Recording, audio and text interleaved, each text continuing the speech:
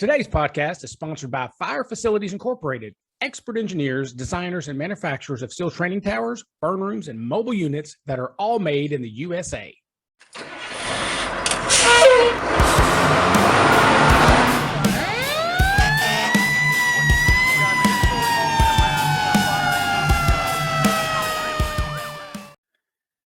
All right, welcome back to 3 Point Firefighter. Today, my guest is Ian Bennett. Now, Ian Bennett worked for Seattle Fire Department for the past 16 years. He is currently a captain in the training division, and he's one of the leads for Seattle's live fire cadre. He has taught at Washington State Fire Academy for the past 3 years, and he's owner-operator of West Coast Fire Training, and he started that back in 2018. Now, West Coast Fire Training helps departments put on acquired structure live fire training. And me and Ian were just talking about that before we start recording. So first and foremost, Brother Ian, thanks for being on the 3 Point Firefighter. Oh, thanks for having me. So for those who don't know, I absolutely hornswoggled this man. He wanted to talk about acquired structures, and I kind of turned it into a podcast. He was just wanting to shoot the shit a little bit. So thank you for putting up with me and my little bait and switch I did on you, brother. Yeah, no problem. I'm happy to have my conversations recorded.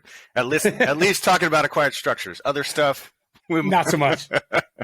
I go back to some of the things I did and said, 20 years ago in the fire service. If they were made, available now, I would be in jail. I'm quite sure of it. In today's culture. I feel bad for today's kids who have to have their every mistake recorded for all of posterity. Oh, yes, absolutely. And you know what? On a side note, I'm training these new people, these new recruits, and it just so happened we were on an auxiliary engine, and it just so happened there was a huge wreck near us. We went to it and got involved in it because they needed water supply. Nothing crucial. The fire was out and all that stuff. But I told them when I was there, I said, all right, look around. Everybody had phones. There must have been 20 or 30 phones of people just filming us doing our job. So that's always, every year it seems to get worse and worse. But anyway, I digress. West Coast Fire Training. Tell me a little bit about that. So it's a little side business that I run where we help departments so far just in Washington State put on acquired structure burns. It kind of came out of just some stuff I've been doing on the side anyway. Seattle Fire Department does acquired structures for our recruits. We have for as long as anyone can remember. And when I was initially involved in the training division as a lieutenant, I got really into that part of what we do. I ended up getting asked to help out another department to just run some acquired structure stuff, just kind of as a, hey, we need a guy to help us out. Can you help us out? No business, no business at all. And then some other departments saw the results of that and said, hey, we'd love to have you out. We'd like to pay you, but you have to have a business. So I started the business, and yeah, we don't advertise. We're not trying to get big or anything. It's just, we've learned a lot of cool lessons. I've actually managed to bring some of those back to my agency. I'm actually doing a presentation on some of the stuff we've learned at FDIC this year. So nice. But yeah, it was just kind of like it really fell into my lap by accident. Well, I mean, sometimes it just happens that way. I know when I became a training officer, I was a little nervous doing my first fixed facility live burn. And the more I delved into 1403, the more scared I got. And then I took a class, and now I teach that class about 1403, so I'm way more comfortable doing that. Now, acquired structures is a whole different animal. And I've said that on this podcast before, that I could have a fixed facility fire, and 9 times out of 10, the same amount of fuel, the same place, I'm going to get the same fire. But when you do acquired structures have personalities to them. You could do the same thing over and over, and you're going to get different results every single time. So tell me a little bit about when you got started. Well, you already told us a little bit about when you got started in acquired structure, but where you're at now, what do you think that you've learned along the way that you would, if you could go back in time and tell young Mr. Bennett, hey, don't do this, what are some of those things?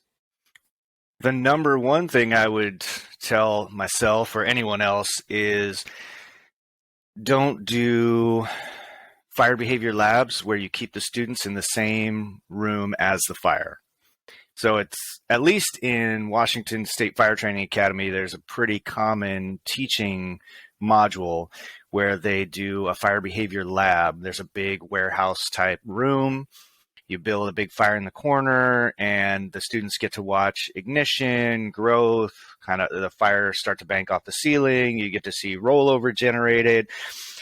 And it's a very cool kind of initial introduction to fire behavior. You know, you teach them the classroom lesson of fire development in a compartment, and then they get to see it in this big room, and you can put roll over their heads really safely because it's a super controlled environment. People have been doing it for 20 years there. Like you said, you can very tightly control the conditions you're going to get, and it's super predictable. And the major close call that I had in an acquired structure was when we tried to replicate that in a house. And because, as you say, acquired structures react very differently than a fixed facility because the box will burn. Yeah. It turned into a very close call. And so when fire departments ask, hey, can you do some sort of fire behavior lab, you know, where the students get to watch all that stuff, I say, no, we don't do that. It's too hard to control, and you can get better lessons in other ways. Wow, so that would be super interesting. That's super interesting. It really is, because I have done exactly what you said in an acquired structure. And it's different. It gets, well, you know, be honest, it gets worse and worse, you know, the longer you do it. So, like, you know, if we have like 8 groups, that first group, you know, it's not as bad. By the time you get that 8th group through there, that house has absorbed a lot of heat, not just in the room, but outside the room. So that fire wants to do what fire does. So that's really interesting. So you won't do a fire dynamics burn in the same room as where the fire is at, or at all? So I would say most of the burns we do would probably still qualify as fire dynamics. Mm-hmm. What we don't do is keep the students in the fire room beyond kind of the initial ignition phase. So once the fuel stack starts to go into growth, mm-hmm. everybody out. Okay. And what we do is we draw the students farther back. So maybe I should describe how we do most of our acquired structure burns. So most of our burns are very simple. So we don't do large scale evolutions with acquired structures. So we all have all of our hose lines pre-staged, pre-charged, flow tested. We don't do, nobody's responding in, nobody's doing ICS. I mean, we do a go, no go sequence. There's an instructor in charge. There's, you know, student groups with, you know, an instructor. But the idea that the students would be pre-staged on an apparatus, pull lines, we don't do any of that stuff. We keep students in mostly observation positions. There's one student group that will engage in extinguishment. We might have a search component, but most of the time they're mostly observing the interior fire behavior. And what that allows us to do is push the fire behavior a little farther, mm-hmm. because there's fewer factors that we have to control, right? We have the attack line and an interior safety line already pre-staged, so that the instant that the fuel and the fire behavior get to where we want, it's go time. And we already have them preloaded with, hey, this is the fire behavior that we're going for. And once you see X, we want you to extinguish the fire in this particular manner. So it's a lab, but they're seeing behavior outside the fire room, because we're trying to push the fire room to full involvement or flashover. And you can't do that with the students in that room. That's why you bring them out. I get it. Because if you put students in a flashover, I'm pretty sure you'll get yelled at. Yeah, by their families at least. The students won't yell at us. Exactly. It's interesting, as we began to transition away from more evolution style training in acquired structures and more these observation interior fire lab type builds, it really became clear, and I think once you think about this, it's pretty obvious that for most firefighters, growth stage and ignition stage fires are not reality, right? Most of the fires that we show up to that are challenging, the room of origin is post-flash. Otherwise, you just walk up to the fire room and go, good to go, or the truck runs in with the pump can and puts it out, or you pull the mattress out. Those are not the challenging calls. The challenging calls are when you cross the threshold and it's zero visibility, and now I have to figure out where the fire is. When do I flow water from the approach to the fire room? Is this smoke that I see coming towards me going to transition to rollover? Is the space I'm moving through actually safe? The challenging pieces are from the door to the fire room. Once you make the fire room, if you have the hose line, that's game over, right? At least in a residence. And so replicating those interior conditions as closely as possible is what we were trying to get, so that the students are getting experience with that transition space as opposed to the fire room. I mean, the fire room, that's pretty easy. Right. That's really cool. It's just something I've never really thought about, that you can get more out of it. If I'm understanding you correctly, you can get more out of an interior fire lab if you have the students outside the room, because you can let it, to your point, that's really cool. Now, let me ask you this. How hard is it for you, or do you even follow 1403 when it comes to acquired structures? We follow 1403 100%. Nice. 100% of the time. First off, it's the right thing to do, and it's the national standard.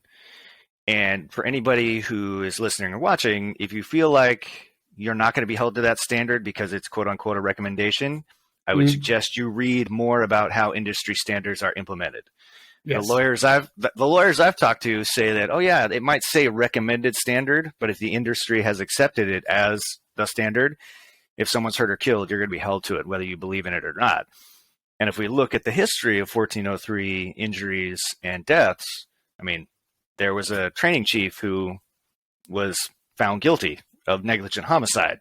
On a personal note, the Washington Administrative Code here in my state has adopted 1403 as the law. So yeah, we follow 1403. That explains a lot, because again, anybody listening to this knows I always brag on the Pacific Northwest. I do a lot of training out there in Oregon and Washington, and when the first jobs came across my desk and had a bid on them, I'm like, yeah, whatever, I'll go.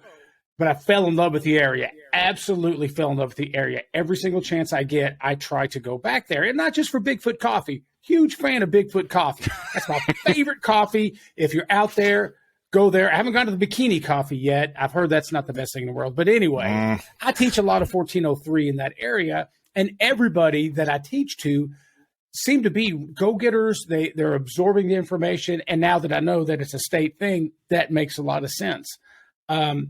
I think it's great that you follow 1403 100%. I make that my goal as well. But I do struggle with 1403 and acquired structures. Not that I disagree with it, but there's some gray areas there that can be difficult. I'll give you an example. Not talking fixed facility, talking 1403 now. So 1403 doesn't really have a water section, other than you need to have 50% more of your fire flow, right? But it references 1142. 1142 wasn't really made for live fire training. 1142 for water supply was more from like a fire marshal perspective, like building houses or commercials. So now that's a long way to get to where my question is. When I do fixed facilities, and I got to figure up two things, my fire flow, my GPMs, and I got to figure up my minimum water supply, it's fairly easy. Fixed facilities, most shit's not going to burn in there, but what I bring to the table. If I put pallets in there, they're going to count. So I can count the room they're burning in, right? But I'm not worried about that. Now, acquired structure is a different animal. Acquired structure, how do you look at figuring up your minimum water supply and your fire flow? Do you just go by the room you're in and the fuel loads you bring, or do you count the entire structure? Because technically it could be fuel. So it's interesting that you bring up the water supply section, because a lot of people want to complain about 1403 and how it restricts what they do. And I have personally found it not that difficult to achieve the results that I want using 1403 compliant fuels. Mm-hmm. But the water supply piece, that can be difficult, because if you calculate it the way that they recommend, that the standard states that you have to calculate as though the entire building were on fire all at once. And then if you have nearby exposures, you have to count them for 50% each. Yep. Those numbers can get incredibly high very quickly. Yes. And so that one is difficult. So when we drill in the city on this stuff, we have a very good hydrant system. And so our assumption is essentially that our water supply is infinite. And in terms of fire flow, we calculate off of, there's that sheet that I think it comes from, I think we got it from actually ISFSI. That's the one. Myself and another captain of the training division took the fixed facilities class, and we used the water supply calculations sheet from that class, or at least what I consider to be a slightly easier to use version. We basically duplicated it. Right. So where did you take your class, and when did you take your class? Took it last year up in Port Angeles. Okay. Do you remember who your instructors were? Oh, I'm terrible with names. I'd have to go look it up. It was. It's not important. Yeah, it was a retired guy from back east, and then a younger guy from California. That would be William D'Agostino, big mustache. That's him. Yep, that's the guy. Gilbert Pedroza from LA County. Yes. Yeah, great guys. Oh, fantastic. I teach with both of them quite a bit. Yeah. It was a great class. It was a good class. It was very informative. Since you're part of that group, I will push back a little bit in that, and this is true of almost all classes about acquired structure and fixed facilities live fire that I've been able to take, is they're very heavy on standards and stuff that you can do in the classroom or in simulated scenarios, but there's never any talk about here's how you actually maximize the use of your space. So for instance, we did live fire drills in the fixed facility that we were at, but there was no discussion of appropriate fuel loads or, hey, given this space, you should load like this, and you can control ventilation in this way to achieve these types of effects. Right. So it was very good for organizing the incident and getting all your paperwork correct, and understanding the seriousness of live fire training. The review of line of duty deaths and all that stuff was excellent. But in terms of how to maximize what you actually had, there was no talk about that. And so the fixed facility 1403 you got, and transferring it over. So acquired structures, one chapter 5. That's it. Everything else is included in the other 8 chapters. So now you've taken your 1403 fixed facility. You've got a good your head wrapped around it. Now you're going to acquired structure. What was the toughest transition for you, do you think? I'll tell you what mine is. Mine was, what do I count as fuel? That was my biggest. So when I'm trying to figure out fuel load, what do I count as a fuel load in acquired structure? That was my biggest problem. We generally count anything that can burn in the room as fuel. Okay. So generally, if you just have exposed sheetrock, we won't take that much into account. But anything, like if there's a wood floor, that's counted. If you've got paneling on the walls, that's counted. But I will say that we're not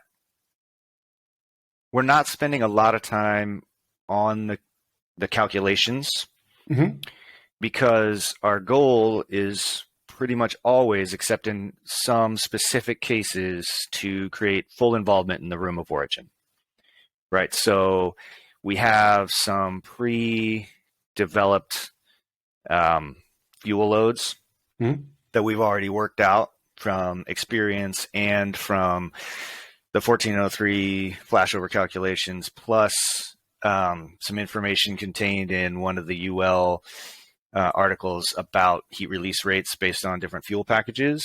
I could get that link for you.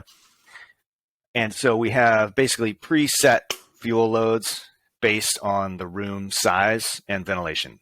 And so if we have a standard bedroom, we know what our fuel load's going to be. And if we overshoot a little bit for what is needed for flashover, that's not a big deal because we know we're shooting for flashover. It's not as though we're shooting for, hey, we want to get right up to the line, but not create full involvement in the room of origin, since we're pretty much always going for that same goal. And if we're going for less than that because we want to do, say, a smoldering fire to simulate a void space or whatever, then our fuel loads are just reduced to a very, very small package. So we record our fuel loads, of course, but doing, calculations for every room every single time is not something we spend a lot of time on. Does that make sense? It does. What are the fuels you use? Because to get a room to like flash and everything, and really, a real true flash, there's a lot of things that are in real houses that 1403 specifically says, So do you just use basically straw and pallets, or do you actually bring in, so you don't use any furniture, any carpet, anything like that? No. Like I said, we adhere to 1403 100%. And again, it's the law in Washington State. So first off, it's the right thing to do. Boom. Second, it's the law. So yeah, we use our standard fuel load is straw and pallets. Okay. So we used to use, in my agency, we used to use OSB as well. But after the push to remove it from the standard, even though it's still permissible by the standard, our union took a look at those preliminary results about chemical retention in the blood after burning OSB and said, hey, we don't want you guys to use this. And so the training division stepped away from that. We have still been able to achieve flashover, or at least heavy involvement in the room of origin, just using pallets and straw. It's interesting. People feel like people seem to think that you can't get good heat release rates with just straw and pallets, and it's just not true. Oh no, you definitely can. Absolutely. I thought one of the most fascinating kind of post reviews of training line of duty death was the same one we were referring to. No, sorry, it's a different one. It's the one where the two folks died in the fire room after ventilation was performed. I believe that one was, I can't remember where it was right now. And so then UL did a comparison of a variety of fuel loads in the room of origin to see whether or not the carpet had been the driver of flashover, the mattress, the fuel, the pallets and sheet, etc. And they determined that if the only fuel load had been straw and pallets, you still would have flashed the room. Right. So even without the fuels that are non-1403 compliant, you still would have flashed the room. Right. So here's the thing. Okay, I got so many questions for you, but let me touch on something. So I think it's important to show off-gassing of different materials that are found in houses when you do live burns, but you can't bring carpet in, you can't bring in couches and stuff like that. Now, what you can do is why could you not put in 1403 that you're allowed to have, say, I don't know, a 2 foot by 2 foot square piece of carpet on maybe an elevated platform, say 3 or 4 feet. Okay. That way that heat's not all, you don't, to get that carpet to off gas, you don't have to get the heat so high that it has to go down to the floor to off gas. But what if you built a solid wood structure, put some carpet up there, a small amount, to watch it off gas? I think that'd be valuable to show people how this stuff off gases. I wish 1403 took that stuff into account, because a small amount would make a big difference, because I think it's really, really important. Now, we did an investigation burn for, we had a brand new arson class with like 11 students. So we built a 12 by 12 by 12 cell. And if you do an investigation burn, you don't have to follow 1403. I highly think you should, but for an outside sale, we really didn't do it. But we had, couches and all that stuff, and you could watch it off gas. And it was so good as far as training. So if you're in a fire and you watch off gassing, especially at head level, that tells you something bad's about to happen. Floor level, something bad's about to happen really, really quick. I just think that would be a valuable thing to put into 1403, that you can use certain materials at certain levels to do that off gassing. You just, other than that, you're just watching pallets and straw burn. Let me ask you this, though. How valuable is it that they see it in person? So you can watch video after video, hundreds of videos from UL, from NIST, from actual fires of materials off-gassing and then flashing over. Do you think it is vital that the students get that visual image in person while they're in their gear? I'm not sure it is. I'll tell you, like I've never been inside of a Draeger prop or any of the other flashover props, but I've watched the videos plenty of times, and I've seen, flashover videos from real fires. And so the first time that I saw smoke, like a foot off the ground with flames crawling across it towards me, that was the first time I ever saw it in person. And I was in the room, and I already knew, like, if I don't open this hose line, I'm going to die. But I'd never seen it in person. And so I always wonder, for just visual pictures, if we're just trying to get somebody like a visual recognition cue, how important is it that they actually be there in person? I don't know. The other thing on the other side, I think would be awesome to be able to show that in person. I totally agree. It would be awesome to be able to have, carpet in a hallway that the students are not going to be in, and generate enough heat in that hallway that carpet starts to off gas. I personally think that you could do that safely. To me, when we talk about safety in 1403, what are we trying to protect ourselves from? So I think when we talk about non-compliant fuels, what we tend to want to protect ourselves from is the speed of the event, or the event getting outside the areas that we can control, right? So modern combustibles generate a lot more smoke. They often have a faster heat release rate, and they'll catch on fire real quickly. And so by taking those out of the building, the rest of the building won't burn as fast. Right. But if we can take precautions to control that, is it really we can control those factors in other ways? Yes. Right. So I have begun to think about acquired structure live fire specifically, and most live fire training in general, as kind of like a technical discipline. I think we've gotten into trouble because people think that because they're good firefighters, they're good at conducting live fire training in acquired structures, and it's not true. No, you're right. It's not true at all. It's totally more dangerous. Different. It's more dangerous, don't you think? You have a balls out salty firefighter, and you say, "Hey, go make us a fire." Woo, that's bad. Yeah, and so it's funny. I have this picture of a recently retired lieutenant friend of mine from the rescue company in my agency, and he's hanging off the edge of a high-rise in Seattle on a bright sunny day, and he's smiling. And every time I show that picture to somebody, they're like, "Man, that looks cool." But when you think about the consequences of failure for that system, it's death, right? No other options. True that. But nobody thinks about that, because they think, well, the folks who are involved in this really must know what they're doing. They've probably done a bunch of homework, and you don't get to play with that system if you're not already qualified.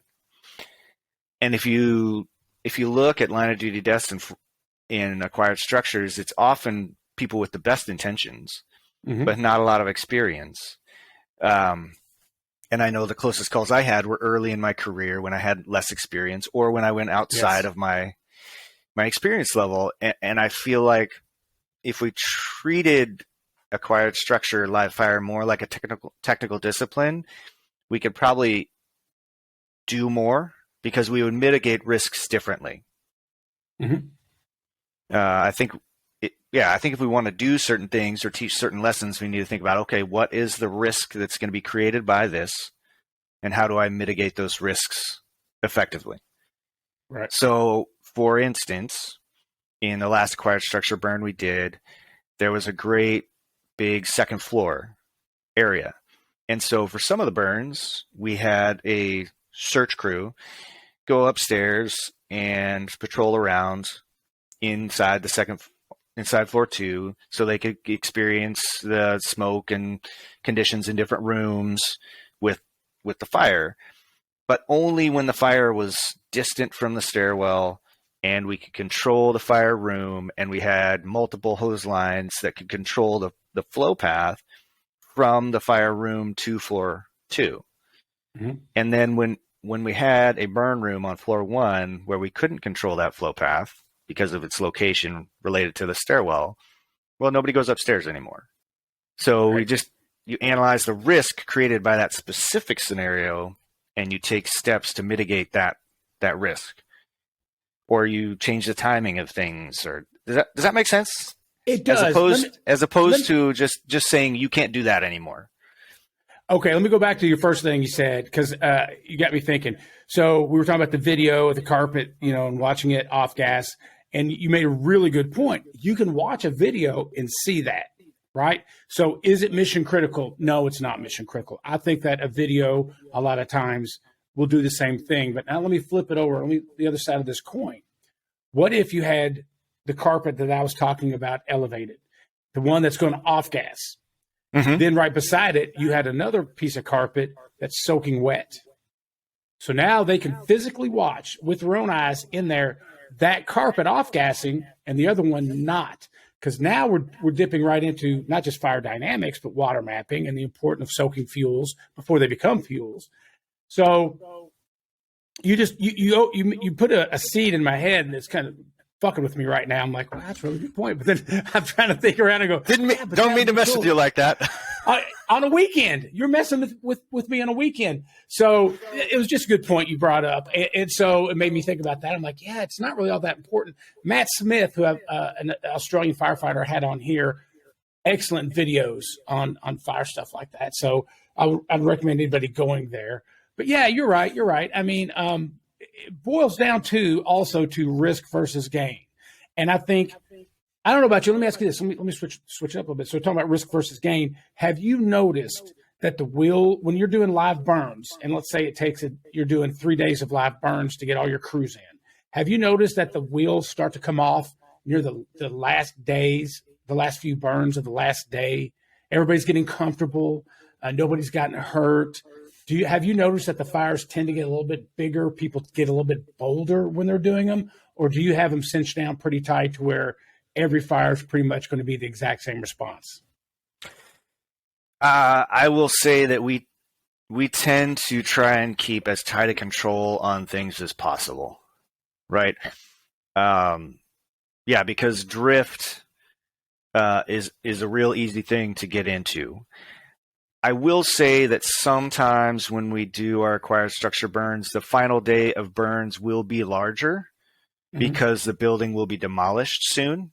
And so we're not worried about, the building surviving to the next day, right? But those bigger builds are always intentional, right? It's part of a pre-established plan. Okay, this is the final day, and at the end of this final day, we're going to do a total burn down. So the final burn on the final day, or the final 2 burns on the final day, can be larger, but always intentionally, never just because, hey, awesome, Right. And a lot, it always depends on student ability. right? You cannot burn beyond the student's ability. That's another way that we've had a couple of burns where you're like, ooh, that didn't really go like we expected. And you think back, and what you realize is that, hey, as an instructor, I'm comfortable at this level, but my students, they're not here yet. Right? I actually started burning for me and not for them. And that's that's a common thing that we talk about in our cadre. Like, hey, we have to make sure that this burn is appropriate for the students, not for us. Because as an instructor cadre, we are progressing in our comfort and our skill much faster than the student body. Yes. So we have to make sure that what we're generating is appropriate for them. And so it's always a conversation about that. So yeah, we'll burn bigger on the last day if it's appropriate for the students. But everything's by design for you. Yes, if you're just burning just because, that is a huge red flag. You can try new things. You can try new things, but it always has to be, hey, we're trying this new thing, and we recognize that we're trying this new thing. And it's also, you got a pre-burn plan. You talked about taking the 1403 class. If you have a pre-burn plan and it's within the limits of your pre-burn plan, then it's perfectly fine. We just did fixed facility burns a few days ago for our recruits. And as the recruits became more comfortable, we definitely pushed the fire behavior a little farther. Right. But to me, that's only dependent on them and more, and on the instructors. Right. Right. I think there's room for variability, but again, it has to be intentional. Yes. And so that's where I feel like the technical part of the live fire training comes in. It's not just anybody who gets to be with the students. It's not just anybody who gets to be building the fires, so that when you decide intentionally to increase the fire behavior, there's a conversation between me and the instructor with the students. Hey, this one's bigger than we've done in the past. We're shooting for a little more. You're going to have to alter student behavior in this way. Right. As opposed to just, hey, we're going to make it good for them, but we're not going to tell them. Right. Yeah, no, exactly. And that's one of the things, especially with new recruits. I hate when firefighters say, you really need to test them. You need to get it hot so they can, no, that's not my job at all. My job is not for them to feel the heat. It's to put the skills together that we've been working on the past, 6 weeks, and for them to see some fire. But the fire is a prop at that point. I'm not trying to burn anybody. If you want to feel heat, go into a flashover container. Make sure it's okay with your chief, because you're going to ruin all your gear. We know this. But yeah, I can't stand when people say, oh, you got to make it hot for them, make it realistic. No. That's what the job is for. Crawl, walk, run. Oh, you've hit on two things that are giant. Yeah. I saw you cover your face. You're like, oh God, what the fuck? So, two things. Yeah, two things. First off, I am not opposed to making students feel heat. I think it's important, but again, it has to be with an intention. There must be a lesson learned. And actually, I really like fixed facilities for that, because you can create an intentionally warm environment and actually protect the students from that environment, generate a hot room, and say, hey, we're going to go inside the next room, and it's going to be a lot hotter than we are here. I want you to feel what this heat is. Okay, you guys all feel it? All right, now we're coming out before we damage our gear or anybody gets burned. And now the lesson is, if you go from one room to the next, or you go from outside to inside, and you feel this level of heat, this is what it means for you in terms of taking an action. It means you either need to flow water, close a door, leave the space. It means that the room is, nearing flashover. It has to mean something. Heat is never a toughness test, because then what you're teaching people is don't flow water because you're not tough enough. So I think exposing students to high heat there's a super valuable lesson there if you use it as a lesson. It's good for gear confidence, all that stuff. But it should never be a toughness test. It has to have the key.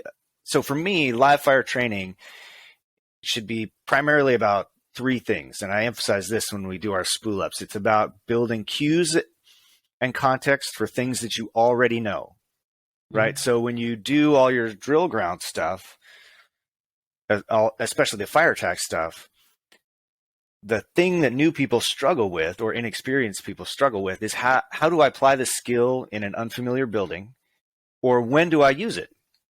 How many times have you had a new person or an old, like a senior person complains that the new person didn't do the skill at the right time? They do that all the time. It's because they don't have a cue for it. They don't know when. Do I flow water now? Do I flow water now? Should I shut this door now? Like, can I make this room? I have no idea. I've never actually seen this before. And then the other huge piece for me is normalizing the live fire environment. Like, most people don't go into burning buildings prior to becoming a firefighter. And so the inside of a burning building is really stressful. And so the things we ask our people to do are generally not that complicated. Dragging hose and crawling around and searching are not like highly technical skills. It's not like we're doing heart surgery or something, but it's a really difficult environment to apply the skills. And so we need to get people just used to that skill. So same thing with the heat piece. When you go inside a building, if you've never been given like a scale for what's an appropriate level of heat to deal with, the first time you go into a burning building, or even the 10th time, you won't have any perspective on that. Is it too hot? I have no idea. Like, can I go forward? Maybe. Like, it's hotter than it was in the burn. Or you do the wrong thing because, man, it's not as hot as it was in the fixed facility where they told me to tough it out. So I'm just going to keep driving forward. Right. We create those training scars by doing that. And that's and then the other piece you said, which is that the fire is just a prop. I got to disagree with you there. What? I feel I feel like the fire when we do live fire training is the point. Okay. Like they will create. In my belief is that the students are going to create impressions and reactions to the fire behavior you present. And that's why especially when we do the acquired structure stuff where it's easier to do, we're always trying to drive the room to flashover, because we want them to experience the conditions that they might actually face and be ready for the difficult conditions and then react appropriately.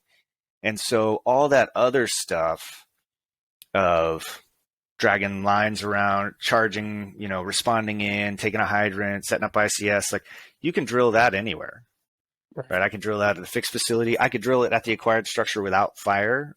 To me, all that stuff is just a coordination drill. What I want to use the live fire piece for is really those cues and context for what they already know how to do, and getting them used to the live fire environment so that they're comfortable there, not overconfident, but comfortable. Well, I'll have to disagree with your disagreement of me, but since I control the video, I'm going to change it to where you said, I totally agree with you, Jake. I'm nitpicking. I just think that in live fire training, for me at least, now I'm not counting a flashover, obviously, but most fire is a prop.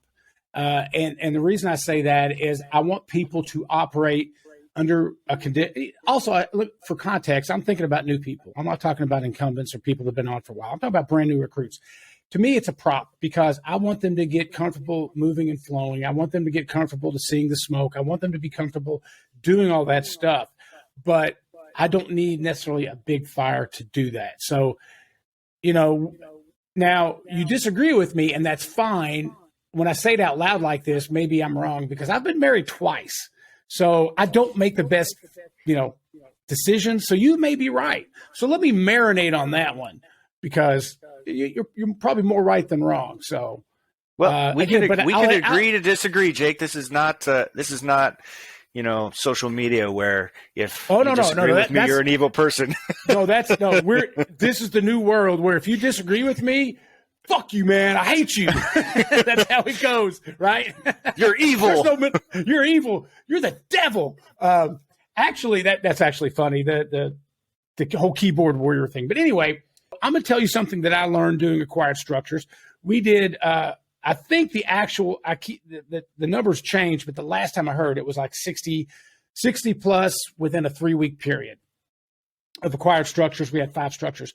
So one of the problems with acquired structures that we had was making the building last so we can use it multiple times. So what we did was, our first thought was double drywall. We thought we were probably the smartest people in the world. We're going to double drywall here, double drywall there. It's going to retain the structural integrity of the fire. So after the very first hose stream hit that double drywall, we quickly learned it's a shit idea. So then we came up with an idea. We're like, okay, so this set's going to be in the corner. And we put drywall horizontally around the burn areas, 2 pieces. So the set was in between them. And then on the ceiling, we put another piece of OSB. What did I say? Drywall. I'm sorry. OSB all the way around. So it's like 3-sided OSB. And then the fuel package was inside. That made the fires last the buildings last so much longer. And then as parts of the ceiling fell as it went, we would put drywall up to protect those so they can still flow and move all the way. But then the question becomes, well, now we're adding more fuel to it. So what are your thoughts on that? So we do the same thing. As you rightly pointed out, drywall, once it gets heated and then hit with a hose stream, falls apart immediately. Yes.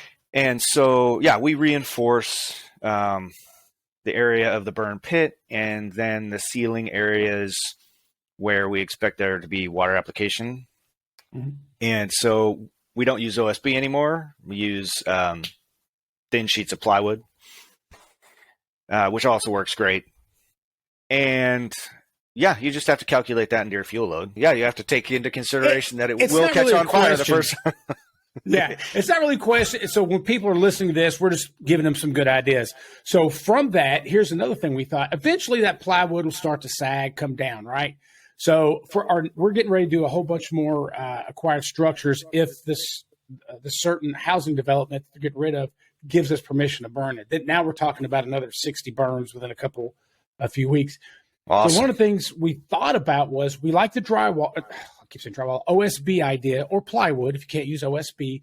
But we thought about, in prepping the house, snapping lines on the walls and the ceilings to know exactly where the joists and the studs are, and then multiple screws into that OSB or plywood to stop it from sagging. To, again, because every time you get that, you're going to have to go in there and try to fix it. And after you've already been burning in that building, it's really hard to let it clear out and all that stuff. So that's our thought. It's like, well, we're going to snap lines. We're going to identify where everything is, put up our plywood or OSB, and we should get more burns out of it before it starts sagging or hanging down. So that's just another idea.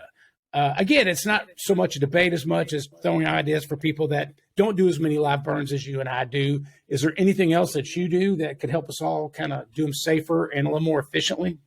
Yeah, generally, we do the same thing. Snap lines so you can figure out where your studs are, because the last thing you want to be trying to do is hang sheetrock, OSB, or plywood on the ceiling while you're on air with gloves on. That is a giant pain in the butt that nobody wants to do. Right. And the other thing we'll do is once the plywood or OSB has been gone through a couple of fires, we'll usually put up another sheet on top of it before it burns away.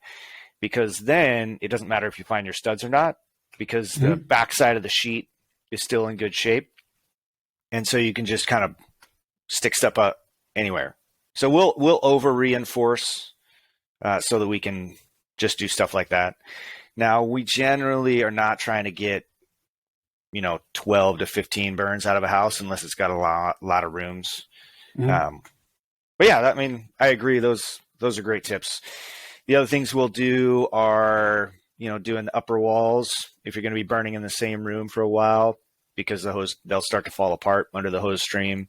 Mm-hmm. The other things we'll do is reinforce the top half of the fire room door, because if you want to control that fire room door, a lot of times that top half of the door will get burned away after a burn or two, unless you throw some. That's a great place for sheetrock, because the sheetrock holds up great over time. Okay.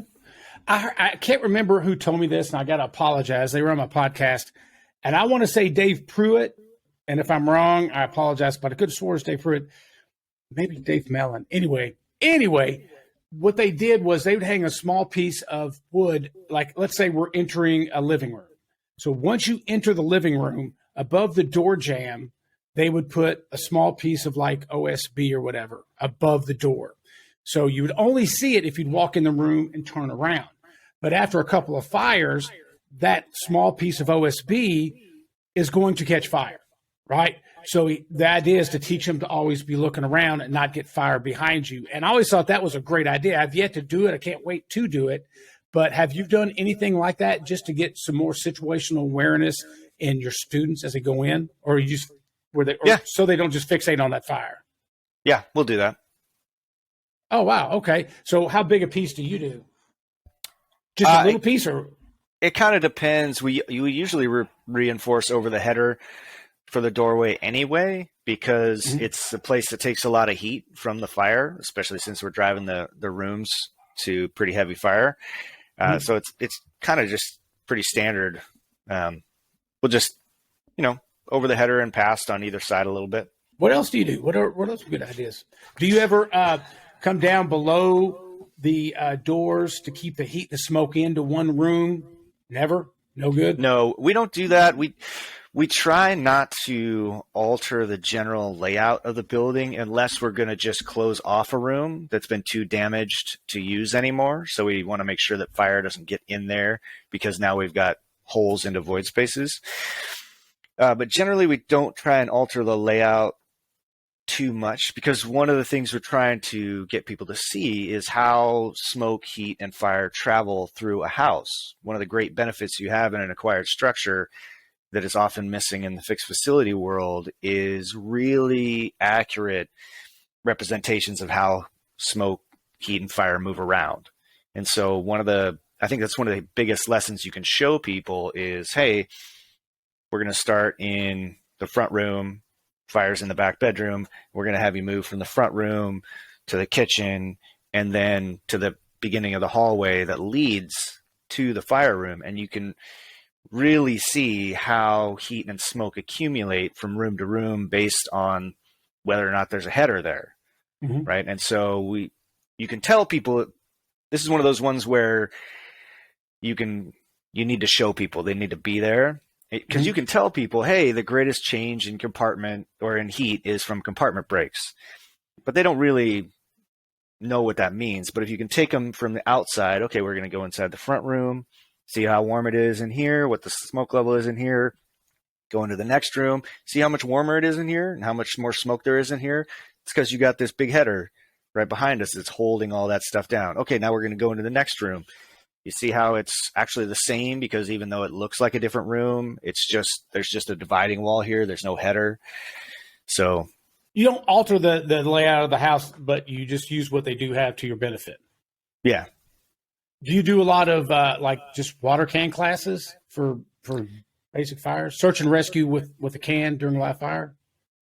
We have talked about it. We haven't done it much, mostly because, again, a pump can fire is easy, right? What we want to show people is the more difficult version.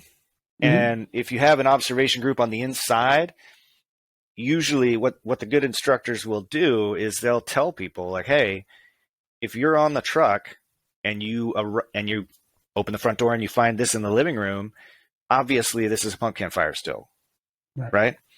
Okay, and so we're all going to walk down the hallway a little bit towards the fire room, but not go into the fire room. You see how the heat's starting to bank down. At this point, probably not going to work for a pump can. Let's all back out. So we show them those visual cues of when it would be possible without actually having them do it. I see. Mostly because then you have to restart your whole ignition sequence. And yeah, it's just, we've talked about it, but we haven't really done it. Okay. So let me end on this question, and I'm going to answer it first, right? You follow 1403 100%, as do I. It can be challenging sometimes, but I'm going to go first. I want you to name one thing about 1403 that you think is a gigantic pain in the ass, even though you follow it. And here's mine. It says that you have to be an instructor 2 or higher to be a double IC, which is instructor in charge. That's my biggest gripe with 1403. What's yours? Can I name more than one? Yes, you can. Absolutely, you can, man. So I would agree with you that the need to have an instructor 2 certification to be the instructor in charge, yeah, that's annoying. Yes. Mostly because the instructor 1 and instructor 2 curriculum don't address anything about live fire. There's no, I don't feel like it has any bearing on what you do for live fire training. No, I agree. So there's that piece. But I would say the biggest piece that I find annoying for acquired structures is the water supply calculations. Okay. I feel like complying with those, it's difficult, but that's not the real reason that I have an issue with it. The real reason I have an issue with it is that the assumptions that it makes about the potential fire that you have to be able to put out are just totally unrealistic if you're doing things the right way. I mean, the assumption that the fire is going to get away from us and fully involve the house seems, that just seems so removed from what could possibly happen that I don't, having to comply with that, especially in rural areas, it doesn't seem to recognize the reality of what a lot of rural areas are able to do, or what the live fire training that you're working on is doing. I mean, if you're having a single room fire, why do I have to calculate a water supply as though the entire house were all on fire all at once? Right. Exactly. That's another thing I would have a gripe with is the minimum water supply, because what you do, to your point, you run into, well, I've got to have 75,000 gallons of water if I've got a 2-story house, with multiple rooms, but I'm only burning in one small room. So that is a big pain. So you mentioned multiple. What's another one? Let me throw one at you. Sure. What about having to rotate the instructors? I understand. Yes. Yeah, that's another one I hadn't remembered. I understand the intent, right? The intent is that the instructors don't get overheated. Right. I think once again, this is one that so much of 1403 it's a rules-based standard. Right? Comply with the rules to make you safer. And some of those are great. Some of those are super necessary, but they only do so much. And there's other ways to mitigate the risk that they're talking about besides the rule that may be more effective.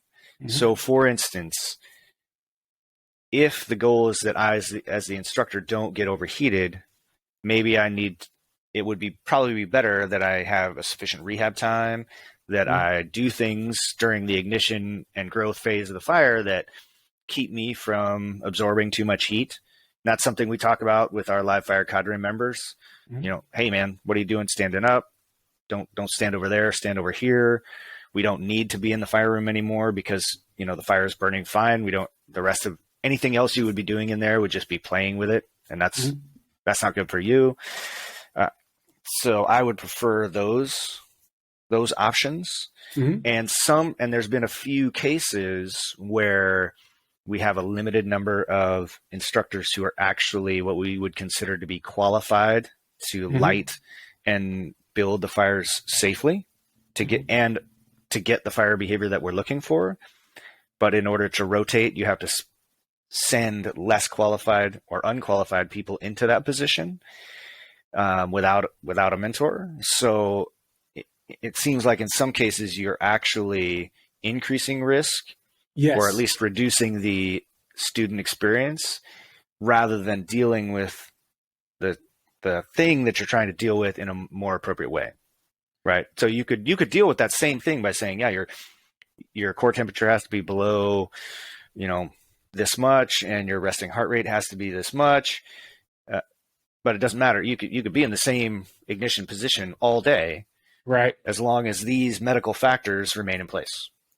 So right? to that point, here's what I saw that I think is a better idea. And so you hit the nail on the head. If I've got a ventilation station and I got a fire attack station, but I've got to rotate my instructors, I'm probably not putting the most qualified person into the most qualified position every time. I follow 1403, but we were in LA County and we still followed 1403 in LA County.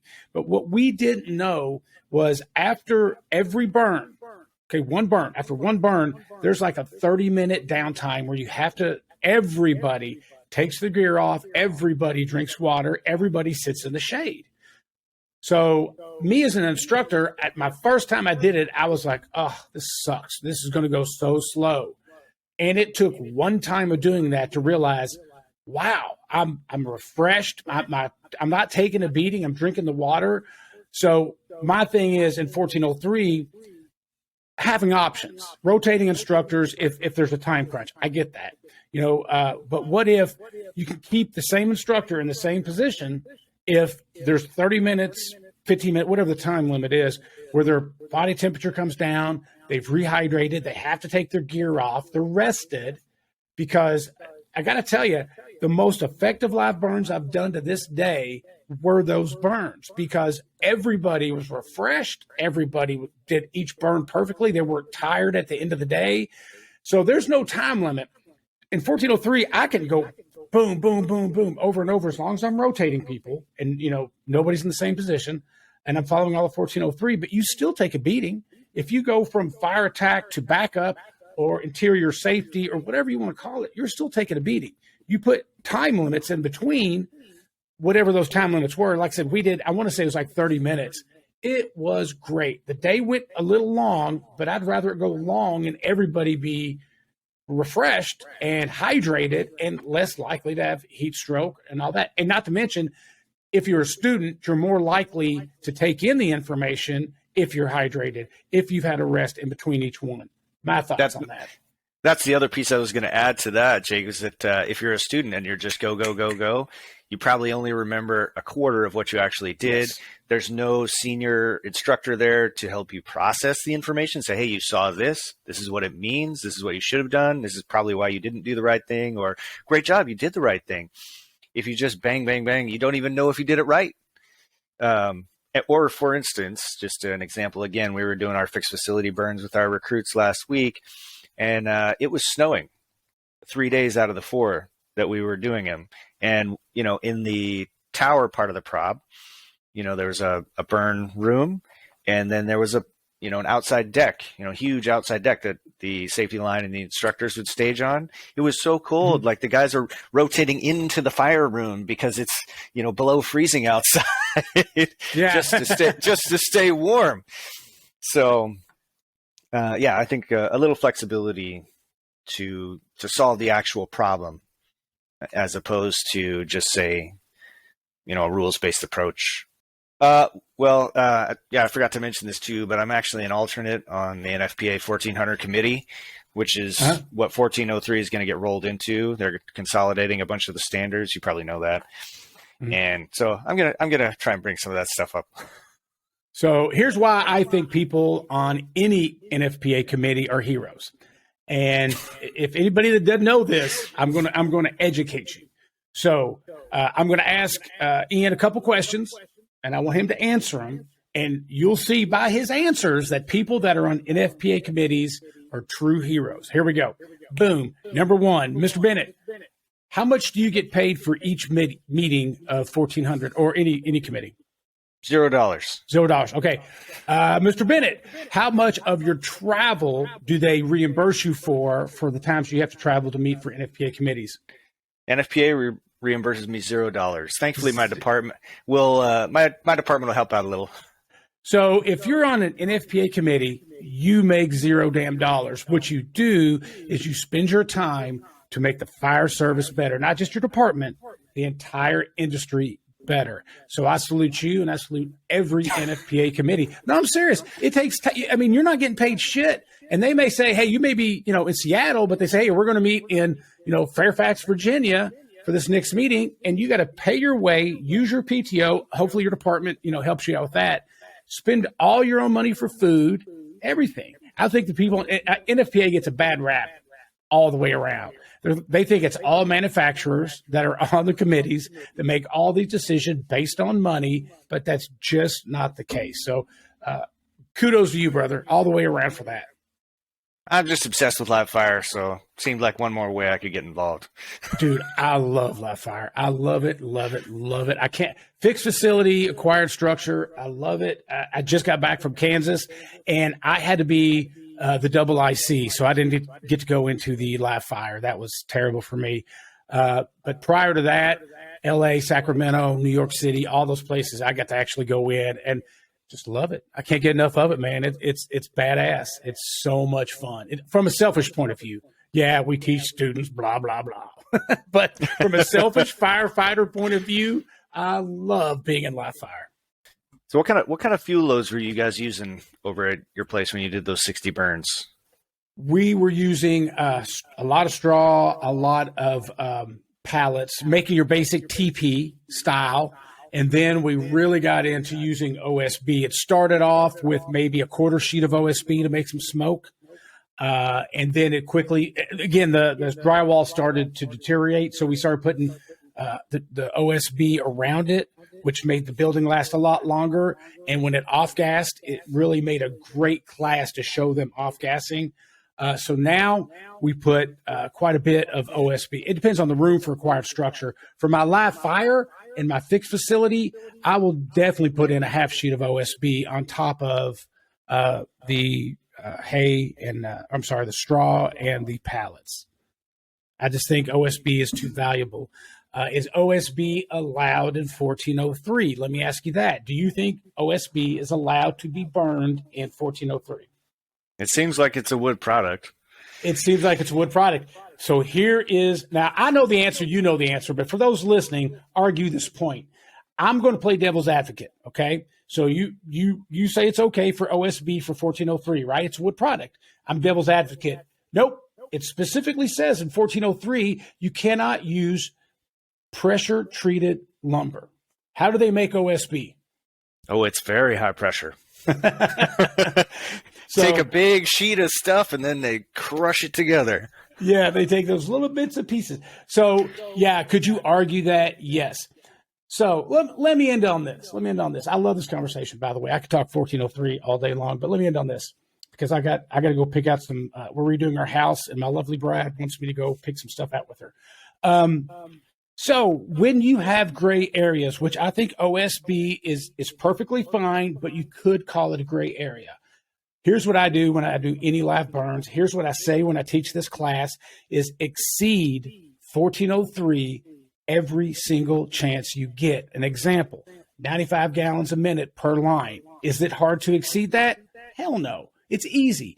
If what you're doing requires at least 2 lines on the ground and you have 3 or 4, are you exceeding it? Absolutely.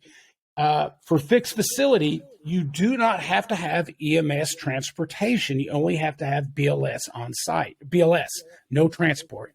So if you can have ALS transport, you're exceeding the standard. Every opportunity you get to exceed that standard, the number one thing is safety. And I teach people there's 2 things about 1403. I'm going to teach you the most important part. Number 1 is safety of firefighters. All day long, safety, safety, safety.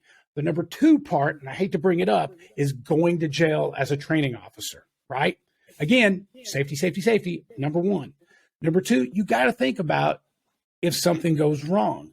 So if something goes wrong, God forbid, and I have to talk to a lawyer or a judge, I want to be able to point out, look, not only do I know the standard, I've exceeded the standard here, here, here, here, and here.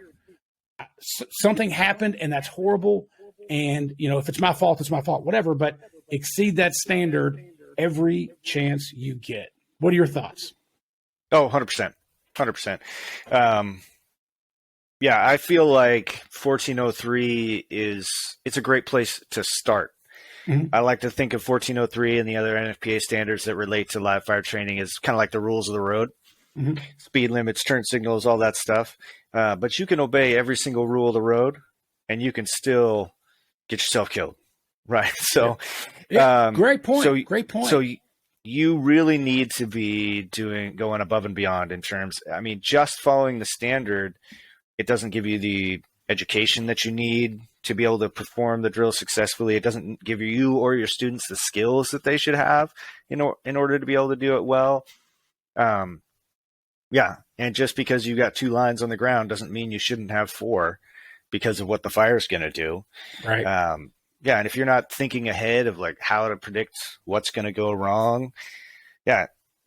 1403 doesn't say like predict every possible thing that could go wrong. But if you're in that leadership role, you'd better be thinking about that because it's what's going to keep you safe. Yeah. It's a great place to start, but you better be going above and beyond in every second. It's a minimum. It's not a maximum. The last thing I was going to say is it's funny too, when we do live fire training, people always say they want it to be as realistic as possible, but understand that this is a training environment, right? This isn't the real fire that you're going to, and risks that we would accept in the operational environment every day of the week are simply not acceptable in the training environment, right? It's almost like you're saying the fire is just a prop. Oh, interesting. That is not what I said. That's not what I said. That's not what I said. Again, when I edit this, I'm just going to cut out all your words. You're going to say, training is a prop. Fire's a prop. Fire's a prop. Over and over and over. Hey, it's your podcast. You do what you need to do. I would never do it. I have absolutely loved having you on here. I love talking 1403. I could do it all day long. Sometimes I do. So I want to thank you for being on the podcast, brother. And I have people go to, you have a Facebook page for West Coast Fire Tactics, right? Okay, so yes. Check that out. Is there any other way they can find out where you're at teaching and doing live fire? Oh, yeah, the website, westcoastfiretraining.com. Perfect. Now, do you get merch on there? No, not a big merch guy. Oh, see, I sell condoms, but no one's bought them yet because they're so small. I had to size them myself, but that's a whole other thing. Brother, stay safe. Thanks for being on the podcast. Hey, come to FDIC and see my lecture. See if you like it or not.